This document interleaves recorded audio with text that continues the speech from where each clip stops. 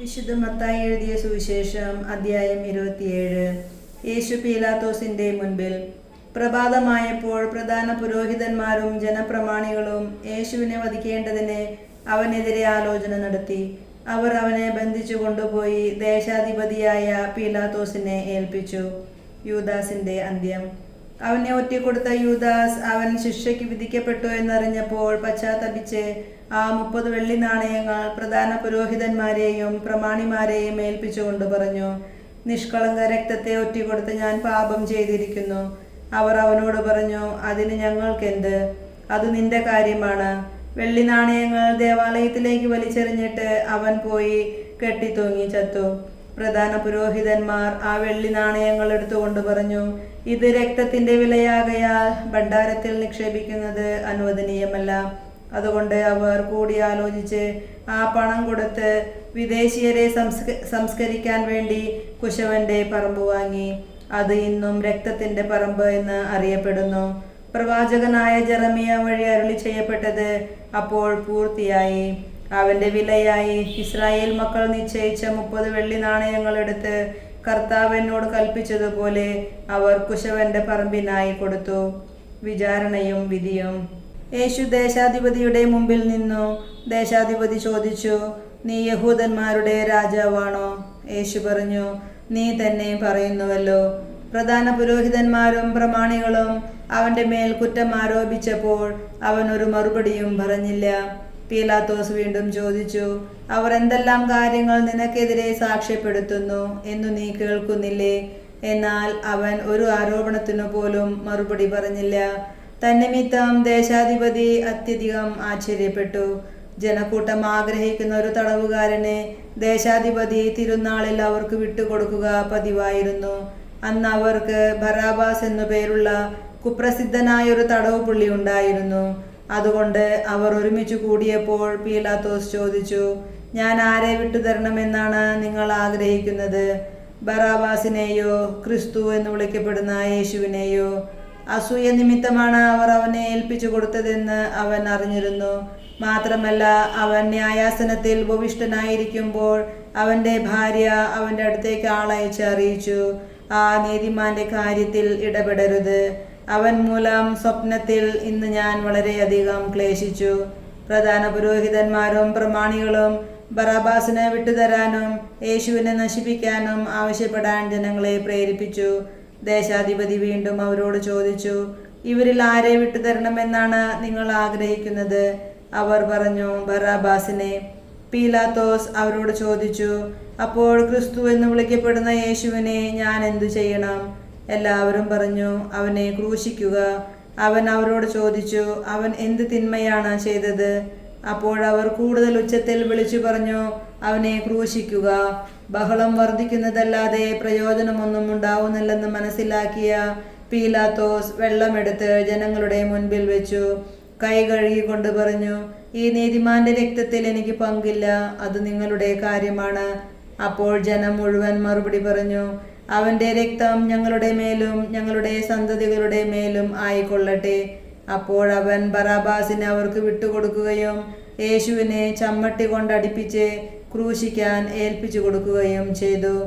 യേശുവിനെ പരിഹസിക്കുന്നു. അനന്തരം ദേശാധിപതിയുടെ പടയാളികൾ യേശുവിനെ പ്രത്തോറിയത്തിലേക്ക് കൊണ്ടുപോയി സൈന്യ വിഭാഗത്തെ മുഴുവൻ അവനെതിരെ അണിനിരത്തി. അവർ അവന്റെ വസ്ത്രം ഉരിഞ്ഞു മാറ്റി ഒരു ചെമ്മന്ന പുറംകുപ്പായം അണിയിച്ചു. ഒരു മുൾക്കിരീടം എടുത്ത് അവന്റെ ശിരസിൽ വെച്ചു.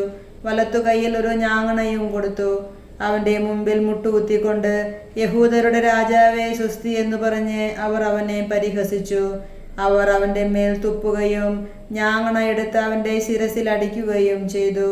അവനെ പരിഹസിച്ചതിന് ശേഷം പുറംകുപ്പായം അഴിച്ചു മാറ്റി അവന്റെ വസ്ത്രം വീണ്ടും ധരിപ്പിച്ച് കുരിശിൽ തറയ്ക്കാൻ കൊണ്ടുപോയി. യേശുവിനെ കുരിശിൽ തറയ്ക്കുന്നു. അവർ പോകുന്ന വഴി ശിമയോൻ എന്ന ഒരു കിരേനക്കാരനെ കണ്ടുമുട്ടി. യേശുവിന്റെ കുരിശു ചുമക്കാൻ അവർ അവനെ നിർബന്ധിച്ചു. തലയോടിടം എന്നർത്ഥമുള്ള ഗോൽഗോഥായിൽ എത്തിയപ്പോൾ അവർ അവന് കയ്പ് കലർത്തിയ വീഞ്ഞു കുടിക്കാൻ കൊടുത്തു. അവൻ അത് രുചിച്ചു നോക്കിയെങ്കിലും കുടിക്കാൻ ഇഷ്ടപ്പെട്ടില്ല. അവനെ കുരിശിൽ തറച്ചതിനു ശേഷം അവർ അവന്റെ വസ്ത്രങ്ങൾ കുരിയിട്ടു ഭാഗിച്ചെടുത്തു. അനന്തരം അവർ അവിടെ അവനെ കാവലിരുന്നു. ഇവൻ യഹൂദരുടെ രാജാവായ യേശുവാണ് എന്ന ആരോപണം അവർ അവന്റെ ശിരസിനു മുകളിൽ എഴുതി വെച്ചു. അവനോടുകൂടെ 2 കവർച്ചക്കാരെയും അവർ കുരിശിൽ തറച്ചു, ഒരുവനെ വലത്തും അപരനെ ഇടത്തും. അതിലെ കടന്നുപോയവർ തല കുലുക്കിക്കൊണ്ട് അവനെ ദുഷിച്ചു പറഞ്ഞു, ദേവാലയം നശിപ്പിച്ച് 3 ദിവസം കൊണ്ട് അത് പണിയുന്നവനെ, നിന്നെ തന്നെ രക്ഷിക്കുക. നീ ദൈവപുത്രനാണെങ്കിൽ കുരിശിൽ നിന്നിറങ്ങി വരിക. അപ്രകാരം തന്നെ പ്രധാന പുരോഹിതന്മാർ നിയമജ്ഞരോടും പ്രമാണികളോടുമൊത്ത് അവനെ പരിഹസിച്ചുകൊണ്ട് പറഞ്ഞു, ഇവൻ മറ്റുള്ളവരെ രക്ഷിച്ചു, തന്നെ തന്നെ രക്ഷിക്കാൻ ഇവന് സാധിക്കുന്നില്ല. ഇവൻ ഇസ്രായേലിന്റെ രാജാവാണല്ലോ. കുരിശിൽ നിന്നിറങ്ങി വരട്ടെ, ഞങ്ങൾ ഇവനിൽ വിശ്വസിക്കാം. ഇവൻ ദൈവത്തിൽ ആശ്രയിച്ചു, വേണമെങ്കിൽ ദൈവം ഇവനെ രക്ഷിക്കട്ടെ.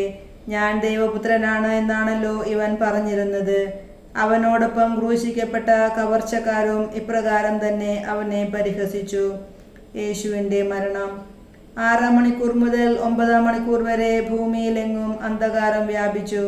ഏകദേശം 9 മണിക്കൂറായപ്പോൾ യേശു ഉച്ചത്തിൽ നിലവിളിച്ചു, ഏലി ഏലി ലമാ സബ്കഥാനി, അതായത് എൻ്റെ ദൈവമേ, എൻ്റെ ദൈവമേ, എന്തുകൊണ്ട് നീ എന്നെ ഉപേക്ഷിച്ചു? അടുത്തു നിന്നിരുന്നവരിൽ ചിലർ ഇത് കേട്ടു പറഞ്ഞു, അവൻ ഏലിയായെ വിളിക്കുന്നു. ഉടനെ അവരിൽ ഒരാൾ ഓടിച്ചെന്ന് നേർപ്പഞ്ഞിയെടുത്ത് വിനാഗിരിയിൽ മുക്കി ഒരു ഞാങ്ങണമേൽ ചുറ്റി അവന് കുടിക്കാൻ കൊടുത്തു. അപ്പോൾ മറ്റുള്ളവർ പറഞ്ഞു, നിൽക്കൂ, ഏലിയ വന്ന് അവനെ രക്ഷിക്കുമോ എന്ന് കാണട്ടെ. യേശു ഉച്ചത്തിൽ നിലവിളിച്ചുകൊണ്ട് ജീവൻ വെടിഞ്ഞു.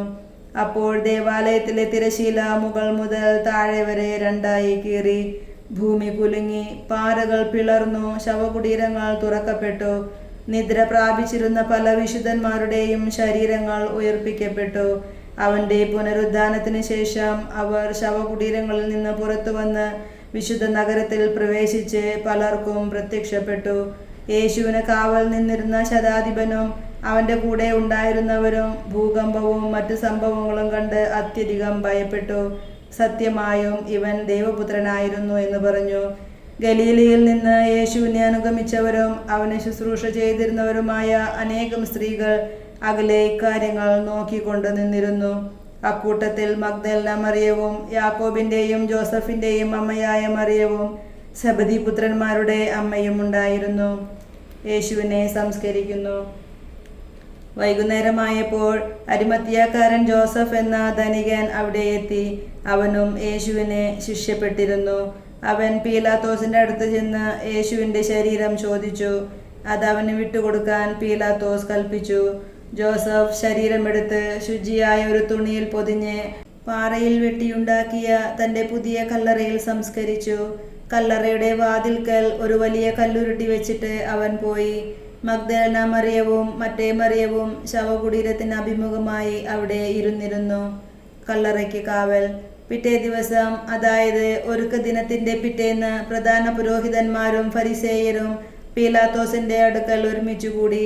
അവർ പറഞ്ഞു, യജമാനനെ, 3 ദിവസം കഴിഞ്ഞ് ഞാൻ ഉയിർത്തെഴുന്നേൽക്കുമെന്ന് ആ വഞ്ചകൻ ജീവിച്ചിരുന്നപ്പോൾ പറഞ്ഞത് ഞങ്ങളിപ്പോൾ ഓർമ്മിക്കുന്നു. അതിനാൽ 3-ാം ദിവസം വരെ ശവകുടീരത്തിന് കാവലേർപ്പെടുത്താൻ ആജ്ഞാപിക്കുക. അല്ലെങ്കിൽ അവന്റെ ശിഷ്യന്മാർ വന്ന് അവനെ മോഷ്ടിക്കുകയും അവൻ മരിച്ചവരിൽ നിന്ന് ഉത്ഥാനം ചെയ്തു എന്ന് ജനങ്ങളോട് പറയുകയും ചെയ്തെന്നു വരും. അങ്ങനെ അവസാനത്തെ വഞ്ചന ആദ്യത്തേതിനേക്കാൾ ഗുരുതരമായി തീരുകയും ചെയ്യും. പീലാത്തോസ് അവരോട് പറഞ്ഞു, നിങ്ങൾക്ക് ഒരു കാവൽ സേനയുണ്ടല്ലോ, പോയി നിങ്ങളുടെ കഴിവ് പോലെ കാത്തുകൊള്ളുവിൻ. അവർ പോയി കല്ലിന് മുദ്ര വെച്ച് കാവൽക്കാരെ നിർത്തി കല്ലറ ഭദ്രമാക്കി. നമ്മുടെ കർത്താവായ മിശിഹായ്ക്ക് സ്തുതി.